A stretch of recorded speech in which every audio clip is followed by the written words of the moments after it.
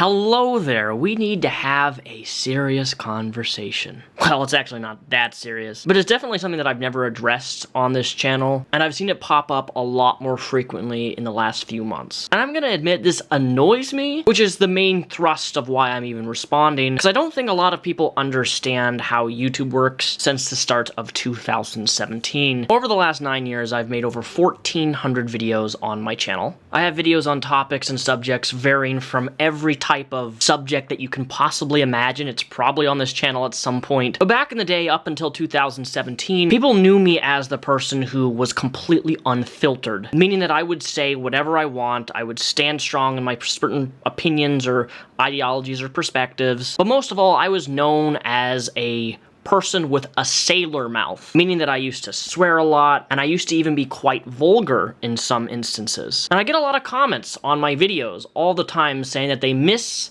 the old Repzion, they miss the old Daniel. But what a lot of people don't understand is that in 2017, when they rolled out the whole demonetization stuff on YouTube, they changed what they allowed and what they don't allow. Nowadays, if I use certain words on my videos, YouTube will in fact demonetize me. Now, what people don't understand is that when a video is demonetized with a little yellow icon, not only does that video does not get recommended by YouTube, meaning that less people will see it, the video has been shown that if it's demonetized, it will not send out to you folks in your subscription box. Videos that are yellow do not perform well, their views drop, less people see them, and overall YouTube just will not recommend it, thus putting any amount of work that I put into a video to be somewhat diminishing, because it's not reaching people the maximum amount that it could if it was monetized. So allow me to provide an analogy to help you understand this a little bit simpler. Say you work a job 8 hours and you make $10 an hour. So an 8-hour shift, you make $80 in a day, but your manager comes over to you and says, "Hey,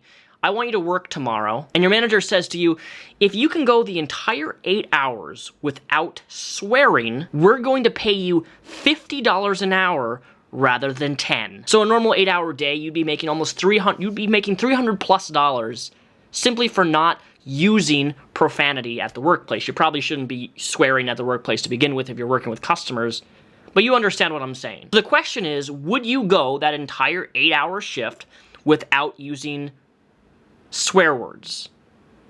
I think most people watching would absolutely do that. $80 versus over $300. The only catch? No swearing. Could you do that for 8 hours? I know I can. And that's exactly what I've been doing. But I get a lot of criticism, people saying they want me to go back to my original self. But if I was to do that, not only does it affect my channel, but it affects monetary gain, and any effort I put into content has a less chance of being seen and viewed by you guys. I get it, you miss the old Repzion who would swear like a sailor all the time. But trust me, that person's still here. I'm still very vocal and I still have very tough stances on particular things, and I don't hold myself back. And if you want that, I recommend you check out my Twitch, twitch.tv/Repzion. I stream every weekend. I don't hold myself back, I don't censor myself. Also my Twitter, same thing. I don't hold myself back and I don't censor myself. But with YouTube comes changes, and with changes I have to adapt. If I choose not to adapt, my channel won't grow. If I choose not to adapt, my channel will suffer, my videos won't be seen, and a full video like the one I did a few days ago on the Madam Files, 51-minute video will be completely meaningless because all that work, all that editing, all the research, all the investigation, overall would be wasted, essentially.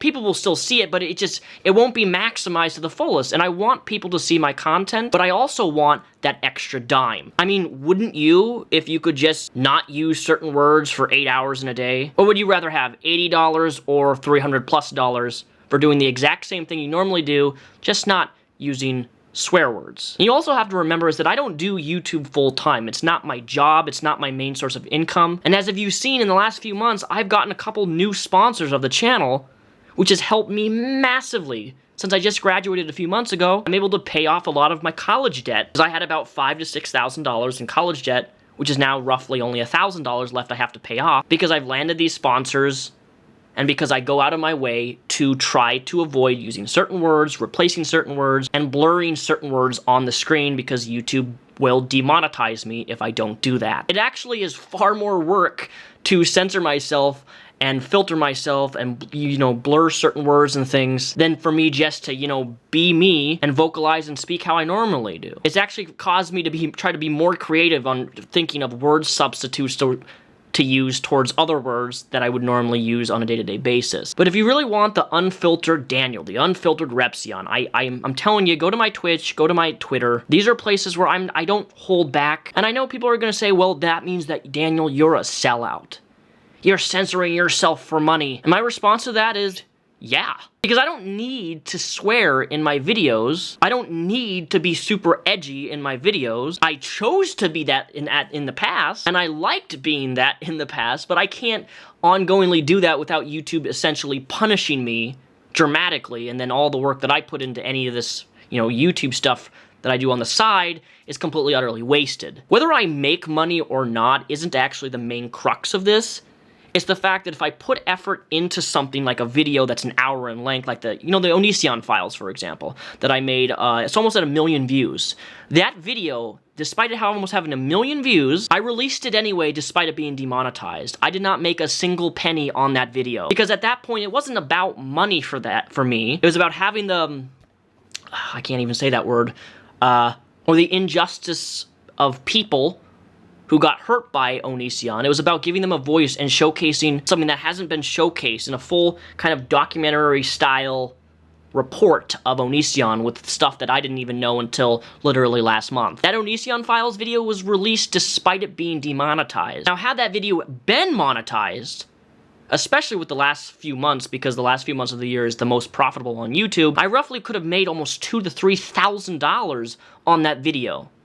And yet I made zero because it was demonetized. Not all of my videos are strictly made with the intention for monetary gain. Some are, some aren't. But when it deals with really serious stuff, I'm still gonna vocalize what I wanna say. But when it comes to things like if I have a sponsor or something, I'm going to filter myself for the sake of, again, that analogy that I used, $80 or $400 to $500. At the end of the day, if you really want the old, unfiltered Repzion, you can go watch my old content, follow me on my Twitch where I stream, or go to my Twitter. But this has been such a reoccurring thing that I finally wanted to have a conversation with you guys and just explain to you how much demonetization actually affects my videos, and that I want my videos to be seen regardless of whether they're monetized or demonetized. But if they are demonetized, it really kind of just defeats the whole purpose of even making content if people aren't able to see it, and it misses your sub box completely. So that's what I wanted to talk to you guys about today.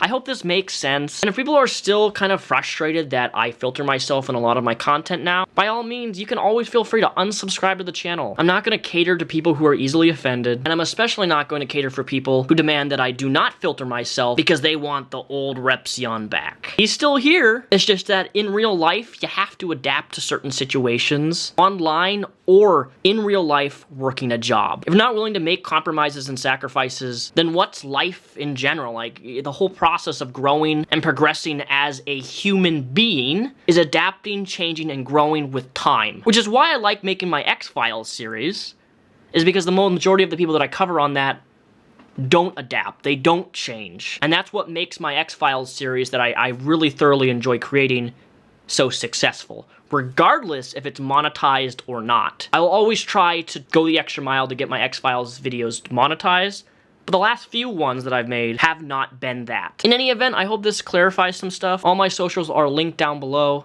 I hope you guys had a fantastic Halloween yesterday, and this month I will be focusing on creating the Kai files, combined with a few other videos that are upcoming in the next few weeks. And if you want early access to my videos before they're even released, my Patreon is a good way to support me, and all my videos get posted there before I release them. Thanks for watching, and have a great rest of your November 1st.